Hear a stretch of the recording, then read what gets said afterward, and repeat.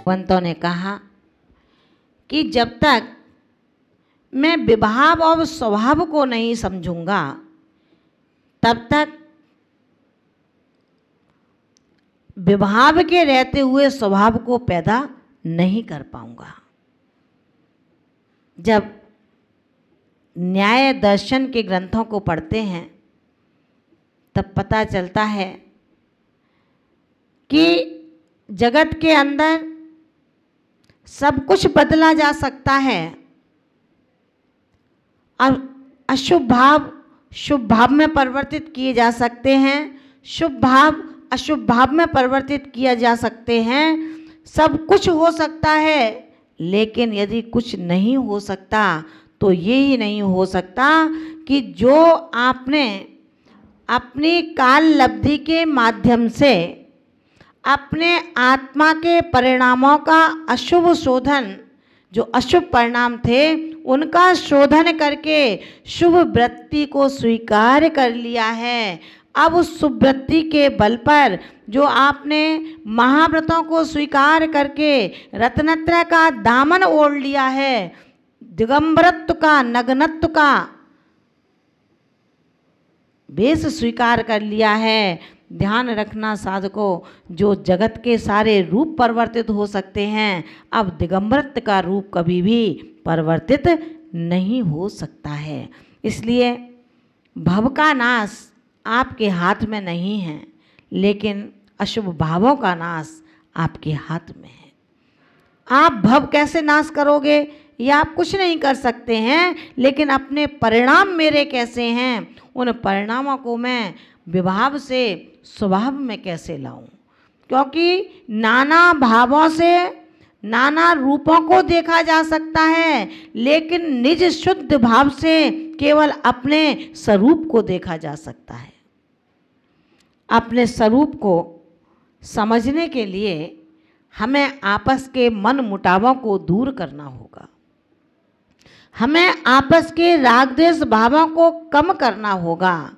कम करते करते करते करते अभ्यास से जब मैं अपने और अपने शरीर के भेद में निष्णात हो जाऊंगा तो निश्चित रूप से जो दूसरों के प्रति मेरे राग द्वेष के भाव रहते हैं, आपस का मनमुटाव रहता है, आचार्य भगवंत कहते हैं वो स्वयं अपने आप मिट जाएगा। लेकिन आपको पुरुषार्थ विभाव से स्वभाव की ओर करना ही पड़ेगा। जब एक आत्मा निरंजन शुद्ध निराकार अतुलित बल का आनंद लेकर के उसमें ही चिंतन में इतनी डूब जाती है, उसके लिए आचार्य भगवंत कहते हैं कि हे संसारी भव्यात्मन क्यों भ्रमण करता है, क्यों चतुर्गति भ्रमण में अपनी आत्मा को त्रासदी से भरता है। मिटा दे इसकी त्रासदी को एक बार संकल्प करके आचार्य अमृतचंद्र स्वामी के अमृत कलश को पढ़ लेना। उन्होंने कितना अच्छा अमृत कलश दिया है। उन्होंने कहा, हे भव्य, तुझे निष्प्रयोजन कोलाहल करने से क्या लाभ मिलेगा। तुझे निष्प्रयोजन बिना कार्य के कोलाहल करने से क्या लाभ मिलेगा, उससे तू विरक्त हो जा और एक चैतन्य मात्र वस्तु को एकांत में 6 महीने का अभ्यास संकल्प पूर्वक कर ले, निश्चय में लीन हो जा। ऐसा करने से देखना कि अपने हृदय सरोवर में जिसका तेज और प्रताप पुंज पुद्गल से नितांत भिन्न है, जिस हृदय सरोवर के में तेज और प्रकाश का पुंज इस पुद्गल से सर्वथा भिन्न है, ऐसी आत्मा की प्राप्ति क्या तुझे नहीं हो सकती? हो सकती है, लेकिन कब? जब तू संकल्पित हो जाएगा।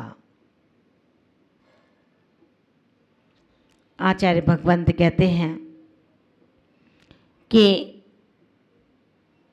जैसे कामधेनु इच्छाओं की पूर्ति करती है, इसी तरह भुक्ति मुक्ति का सुख देने वाली होती है।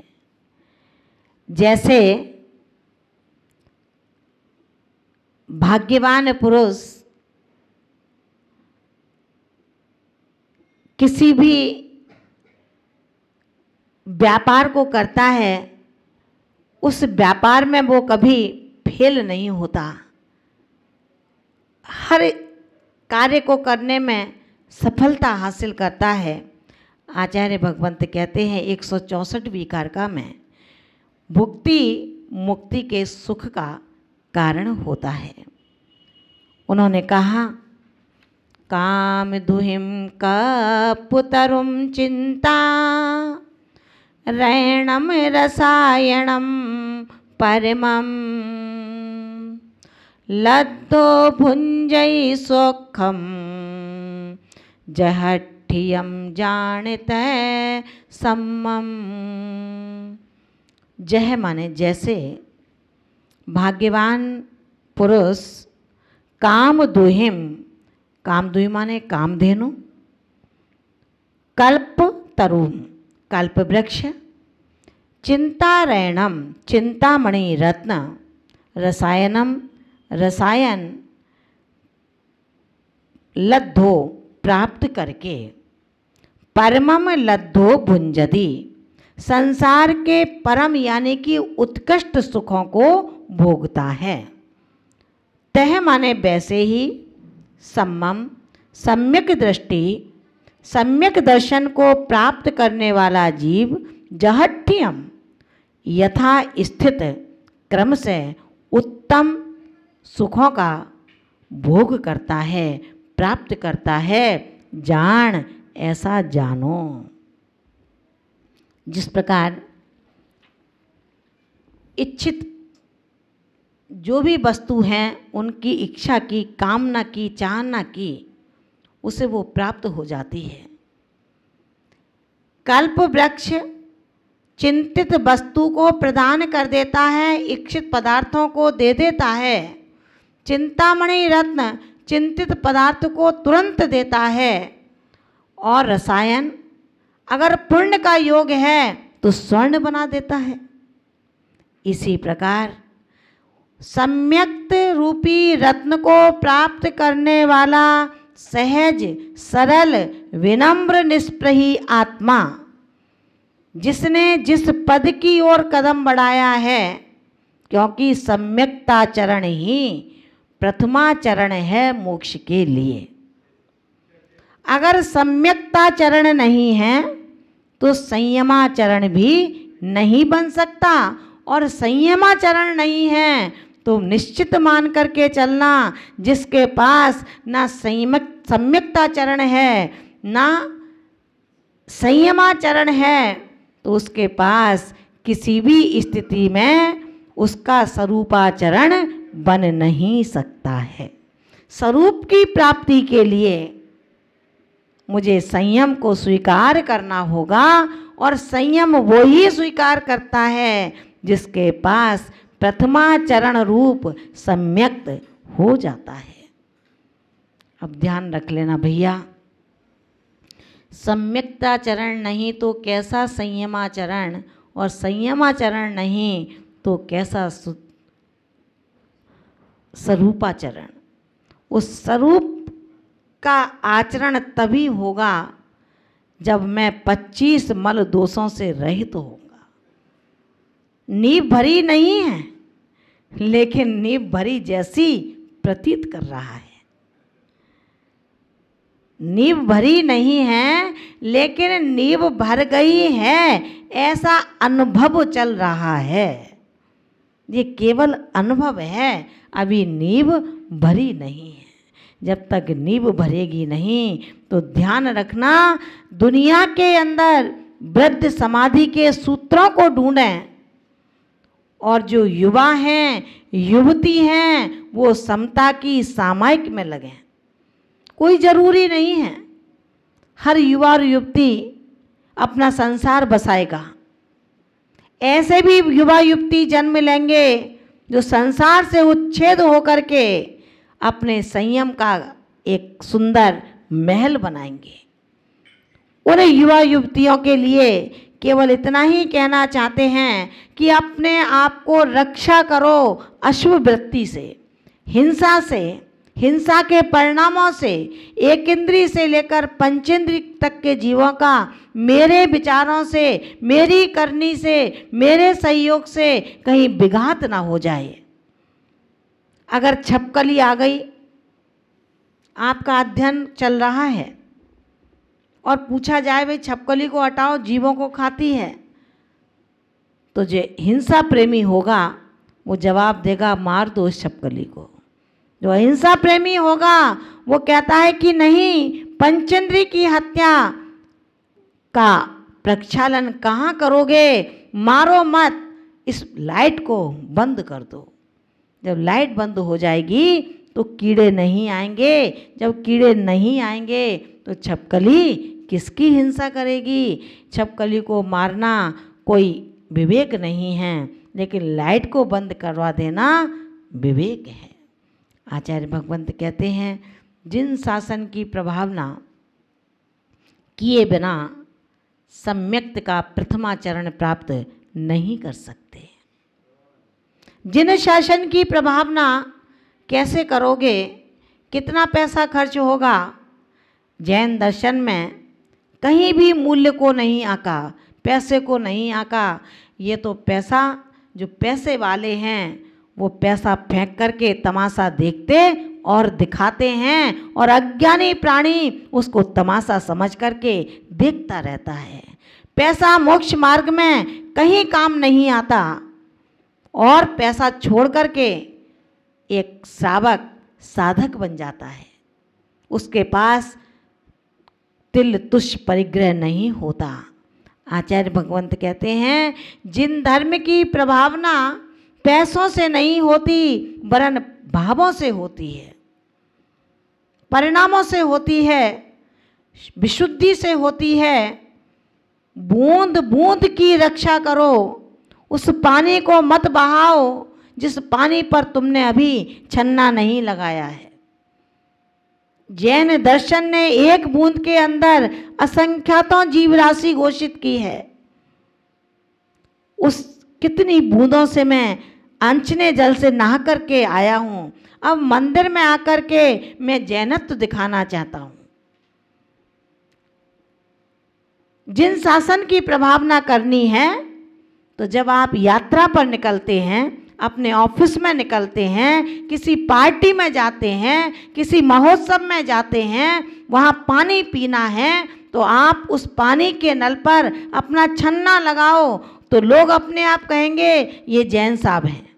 हो गई जैन धर्म की प्रभावना। आचार्य भगवंत कहते हैं रे साधक, रे श्रावक, तू नाक पोंछने के लिए रुमाल रख सकता है, कंघी करने के लिए कंघा रख सकता है, लेकिन जीवों को बचाने के लिए एक छन्ना नहीं रख सकता, क्योंकि तुम्हारी दृष्टि कभी भी अपने कर्तव्य पर गई ही नहीं है। जो अपने कर्तव्य से विहीन है वो अपने बोध को कैसे प्राप्त हो सकता है। आचार्य भगवंत कहते हैं संयम के लिए, समीचीन सम्यक के लिए, समीचीन श्रद्धा के लिए, आस्था के लिए आपको अपने गृह मंदिर को श्रृंगारित शुद्ध करना होगा। अचार, मुरब्बा, शराब, वेश्यावृत्ति, ये जितने भी पहलू हैं, ये सब पहलू नरक के द्वार हैं। पहला द्वार अचार का सेवन करना, दूसरा नरक का द्वार वेश्यावृत्ति करना, तीसरा नरक का द्वार जुआ खेलना, चौथा नरक का द्वार मदिरा का पान करना। अचार कितना अच्छा लगता है, जितना पुराना अचार होगा उतना स्वादिष्ट लगता है। जैन दर्शन ने कह दिया कभी मौका मिले तो जाना उस जलाशय की ओर जहाँ पर घड़ियाल खड़ा हो, घड़ियाल के दांतों में छोटे छोटे मछली, छोटे छोटे कीड़े फंस जाया करते हैं। इसी तरह जो जितना पुराना अचार खाता है, उस श्रावक के दांतों में भी छोटी छोटी छिपकली, कीड़े फंस जाया करते हैं। अब तू उनको चबाएगा और स्वाद लेगा कि अचार का खट्टापन आ रहा है। वो खट्टापन अचार का नहीं, उन छिपकलियों का होगा। ध्यान रखना, हम कितना पाप करते हैं, उसके बाद मंदिर में एक कलश ढोर देते हैं और समझते हैं आज का खाता पूरा हो गया। ध्यान रखना महानुभावों, जिस शराब को हमने अपना स्टैंडर्ड बना लिया है, वो शराब नरक में जाने का एक द्वार है। खूब शराब पियो। उस शराब पीने से यदि कहीं तीर्थंकर बना जाता हो, संयम का आकार लिया जाता हो, अरहंत सिद्ध का आकार प्राप्त होता हो, तो खूब पियो मदरा, लेकिन ध्यान रखना बुरे काम का बुरा फल ही मिलता है, अच्छे काम का अच्छा फल मिलता है। आचार्य भगवंत यहाँ पर यही समझाते हैं, सम्यक्त को प्राप्त करने से पहले अपने भावों को शुद्ध कर। जिस घड़े के अंदर घी भरना है, अगर वो घड़ा पहले ही मल से भरा हुआ है तो क्या घी भरेगा?